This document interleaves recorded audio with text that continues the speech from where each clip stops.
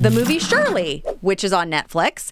And that stars Regina King as Shirley Chisholm, who was the first Black Congresswoman. She was elected in 1968.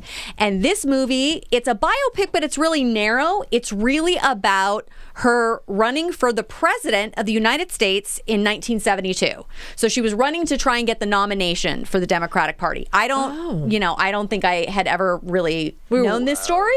1972, no, that would not be on the radar. I mean, just historically, I was aware of her because she was the first Black Congresswoman. She served for 7 terms. She represented one of the districts in New York and did a lot of amazing stuff. So I knew of her. I did not know that she ran for president, and this was really quite an amazing story. The only funny thing about it is the way that I ended up watching it. My husband was having some medical problems, and I had to take him to various ER visits. And so I watched this movie over the course of 2 different 6-hour ER visits. Oh, seen in the ER? Yes. So I just had my little headphones, and I had it on my phone because they would take him in and do whatever. And I'd be like, oh, I guess I'll watch 15 or 20 minutes of this. And it was so engaging that I kept coming back to it because I will admit, I tried to watch a couple other things and they did not stick. Oh, well, Regina King. Oh, she's a force. She's so great. And she's been a little MIA because of the death of her son. Yep. So there has been because she was having a moment. I mean, there was so much she was doing. And then, well, because she's also really broken open as a director. That's her new thing. And that's, that's life, right? All of a sudden, like, your life is going so fantastic career-wise. She seems so happy. She was doing, interviews and would even speak of her son and all this. And then he, unfortunately... Yeah, young adult. He killed himself. Mm-hmm. Which, mental illness is... It's horrible. So, and then that's your only child. And so good for her that she's back. And I saw a promo for it.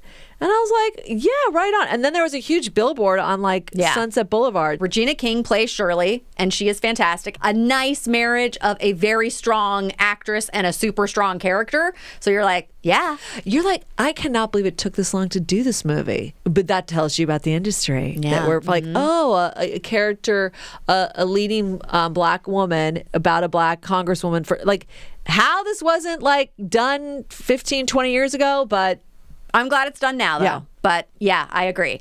It's great. It's a great story, really interesting, much more about politics and the going on behind the scenes than I ever understood of how to even try and get the nomination and the kind of support you have to. And this is in 1972. So, even the money that they're talking about is really low compared to what it takes today. The super PACs and all the things you got to raise. It was really fascinating, though. The rest of the cast is amazing. Sadly, we have lost Lance Reddick, who is in it, and he's so good. He's one of her big supporters in helping run this campaign. I just watched him.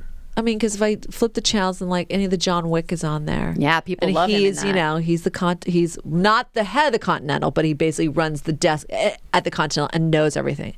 He was lovely always in interviews. Anytime I ever saw him doing an interview, that was very unexpected that he passed away. He was so wonderful in so many different things. It's only been about a year things. that he passed away. Yeah, it's pretty recent. So he's in it, and Terrence Howard is in it. He's very good. It's really, really good. I'd say for sure watch it. I mean, I wouldn't recommend trying to do it in an ER. That's not the ideal way. I don't think that's what they intended, for you to watch it in, small chunks while waiting in an ER. But whatever. That's how I did it, and I still really super enjoyed it.